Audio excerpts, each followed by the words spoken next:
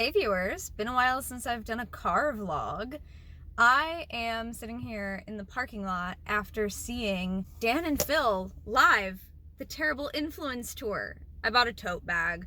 I wasn't planning on getting any merch, but you know, I laughed, I cried twice. It was very fun. And when something moves you like that, you know, you should support their ability to tour the world by buying merch. I had some birthday money still. I haven't spent any of the birthday money that I was given this year. So, I mean, I guess if we consider part of it buying my ticket, I got one of the cheapest tickets available. I did not pay for a meet and greet, VIP, all that. That is out of my lifestyle range. But I guess if we consider the ticket to be part of that, then that and the tote bag and getting a drink, that's my birthday money. So I made a couple of friends at the show. I went by myself. I met a couple other people. Well, I met one other person who was also there by themselves, who actually flew in from Canada to come see the show here. And I met someone else at intermission who I think was with other people, but not at the time that I met up with them. So it was a great time hanging out with a bunch of nerds, but I want to say a few words about it because I haven't vlogged anything in a while, because I haven't done anything in a while. So I went to see Terrible Influence. I also have my We're All Doomed vegan leather jacket chilling in the car because I really wanted to wear it because it's some of the only merch that I have here with me. I have some of their older stuff, some of the Sims stuff. I have Dan's t-shirt from his book. I also own his book. I probably might have worn the You Will Get Through This Night t-shirt if I had it here with me, but I don't. But I ended up wearing a blue and white sweater that says nerd. Well, you'll see it. I took pictures, and the person that I met up with earlier took some photos for me. There was this really cool painted wall that had like the marquee of the theater with whoever the current, performers are. So I imagine they just change the marquee part of that all of the time. So it just gets painted over and over and over, which is very cool. But yeah, so I brought the We're All Doomed jacket because I didn't know, I was going to try to wear it, but it's way too warm here. So I didn't. I did not see We're All Doomed live. I watched the live broadcast after the fact, but then they also put up some of the leftover merch from that world tour, from Dan's tour, was put online for sale, and they happened to have the extra small vegan leather jackets still in stock. So I got one. That was like earlier this past year, or was it last year? I don't even remember at this point, but I got to watch that one with the live broadcast that they did, but this is the first one I've gone to in person. I had a chance to go to, I believe it would have been Interactive Introverts that came through Cleveland, but none of my friends wanted to go with me, and so I said, oh, okay, well then I won't go. But this time around, I didn't want to let that stop me, so I went by myself. I've been watching Dan and Phil for a really long time. I don't know how long. I've been on YouTube about as long as they have. They were talking about celebrating their 15-year anniversary of doing things together as Dan and Phil, and I've been doing YouTube videos for 16 years. And then Phil mentioned that it's 18 years of his channel. So I think he started doing some things on his own before meeting Dan and before they started doing things together. But Dan and Phil as a duo are celebrating 15 years. And so, yeah, I've been on the platform about as long as they have as a collective duo. So I was definitely aware of them before I started watching them a little more regularly. I don't remember exactly when, and I was chatting with somebody about this earlier, trying to determine, like, when did we start watching them. They knew the exact year that they started watching. Oh, also I did my nails in the tour colors, so there's that. I don't think you can really see them in the photos, but I did blue and silver with sparkles for the Terrible Influence tour branding. But I do remember that the thing that I really got into, that I would tune in for every new video of, was their Dan and Phil Games series, playing The Sims 4. And I love The Sims. I didn't have the Sims game myself for a long time, so I loved watching Dan and Phil play it.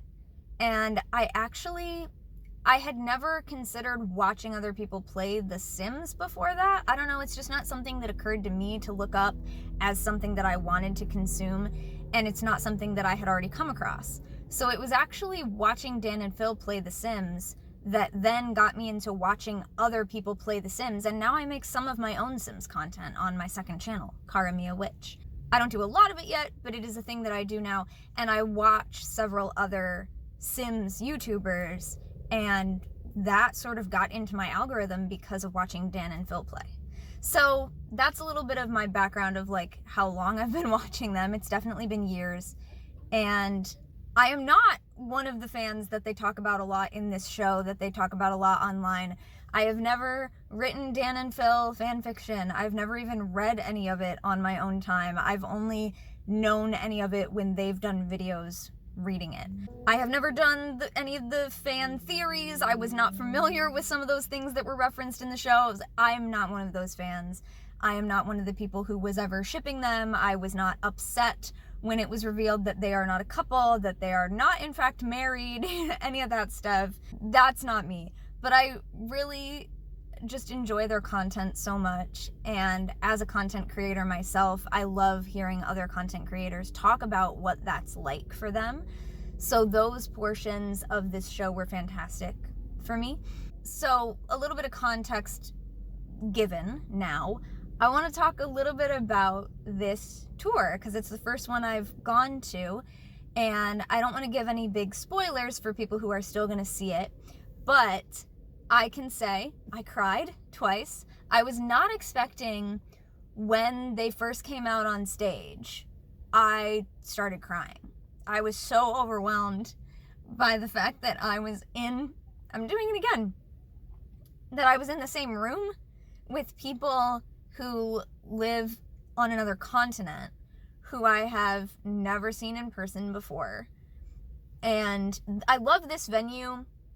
I wanted to come to this venue because it's also kind of smaller. Like, none of the seats are more than 75 feet away. And I wasn't like way in the back, but I also wasn't in the front section.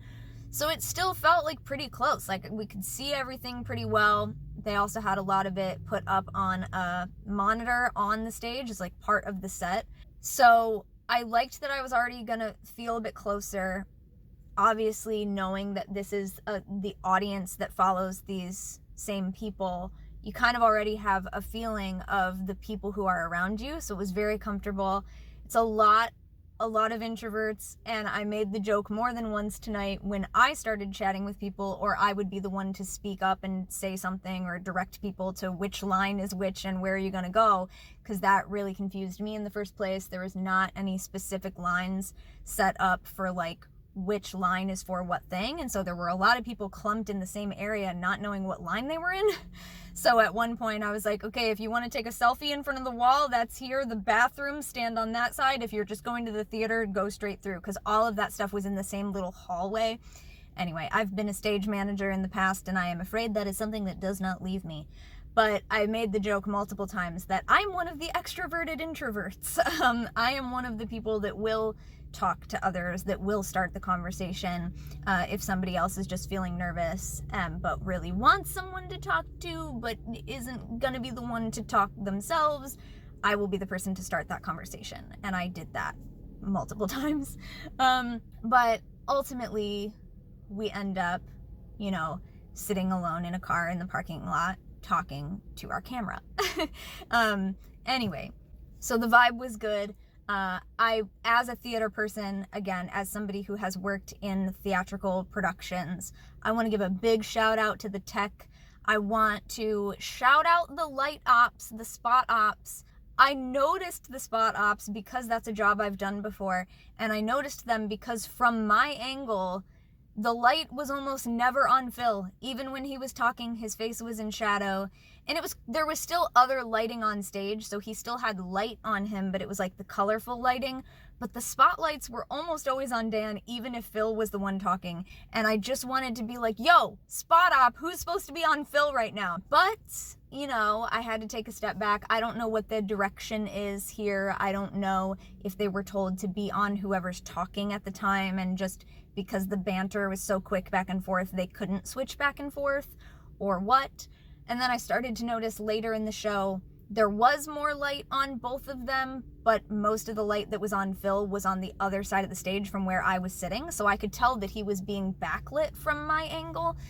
So I do want to shout out the spot ops, just to say that is a job that not everybody notices, and I also happen to notice it because it's a job that I've done before. So I was like looking up at the catwalk and where the spot ops were sitting and just appreciating that. And the little tech booth, it was kind of set up in an area where the audience, we got to walk right behind the tech booth setup, because that's how you would get to your seat depending on where you were sitting.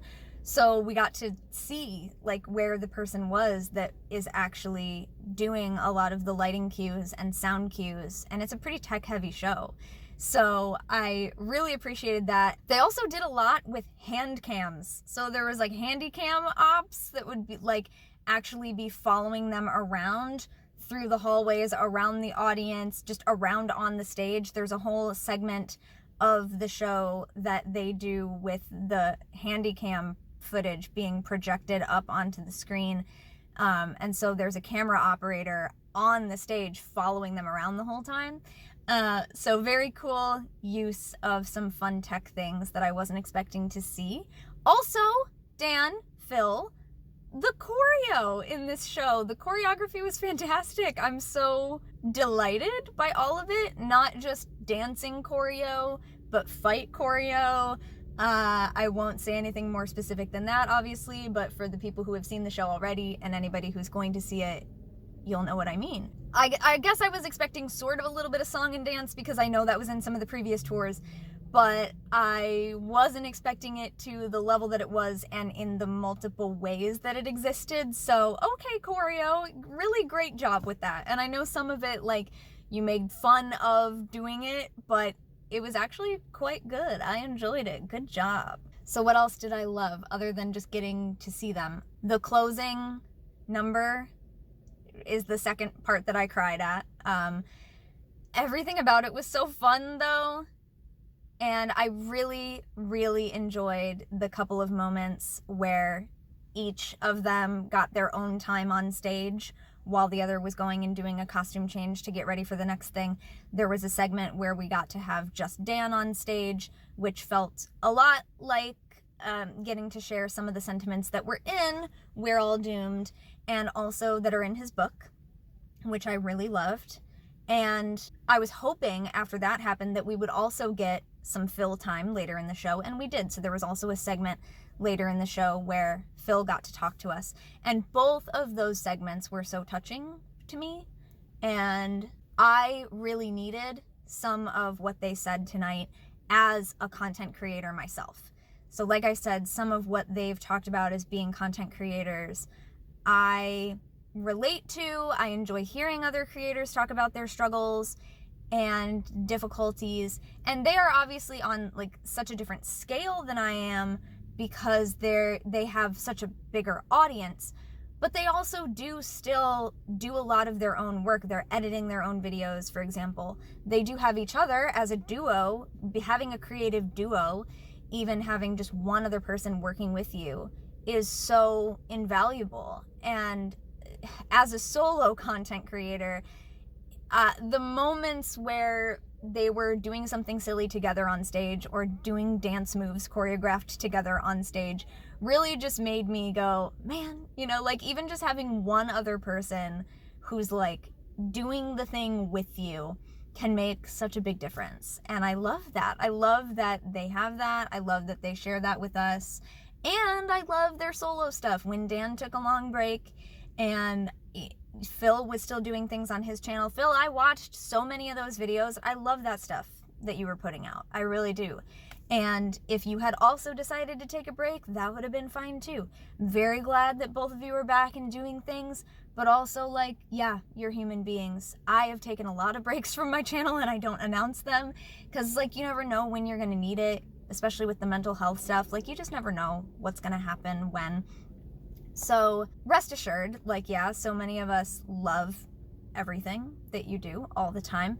And when it seems like it's really difficult and you're like, I just have to do this thing to put something out there and I don't know if people are gonna like it, I liked it. And so that is exactly the kind of stuff that I needed to hear them affirm knowing about themselves and their audiences for myself. Because I deal with so much, anxiety, depression, blah, blah, blah. Okay, we know about that. And executive dysfunction, those types of things, but also just like the fear that comes from having an audience, no matter what the size of it is, putting yourself out there is difficult. And then having tech issues and dealing with all the other things that come with doing this, in addition to having some of the fans that are a little bit I don't call my audience fans, but still, PHANS fans, Phil and Dan fans in this case, but having a good amount of your audience who are a little over the top in their fandom, who go into the harassing and stalking territory. I have also dealt with that, even though my overall audience is much smaller. I have still had those encounters, and it's not fun, and it's something that definitely makes you want to take a step back and question, like, do I want to keep doing this? Is it worth it? Especially when it's just me. And so I talked a good amount about some of my online friends tonight. When I was chatting with a few people, at intermission or before the show, I was shouting out my internet friendships, because even though I don't have the type of creative duo relationship that like Dan and Phil do, or various other people who I watch who have that sort of creative duo thing going on, even though I don't have that, I do have a lot of online friendships that are very important to me, people that have been super supportive to me over the years. I also have some very supportive followers of my social media and viewers and listeners of my content. And, some of them who have been in a position to comment enough that I know their username, or who have purchased a tarot reading from me over the years, or supported me on Patreon so that they're in other areas where I've gotten to know their name or their username, so that when they do support over and over and over, I see that and I realize, I know that's the same people, and they're still here after so many years. And that's how many of us are for Dan and Phil. We've been around the whole time.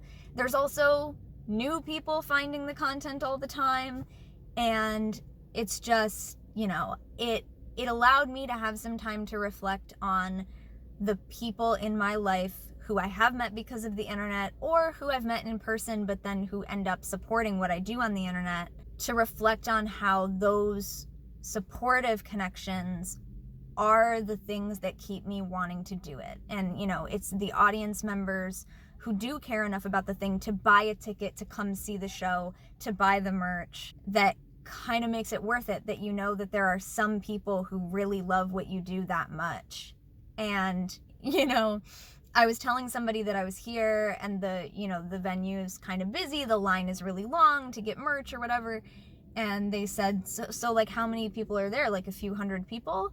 And when I got in there, I was like, okay, if I'm like looking around, there's this many seats in a row, there's this many rows in my section, and then there's this many sections that appear to be full.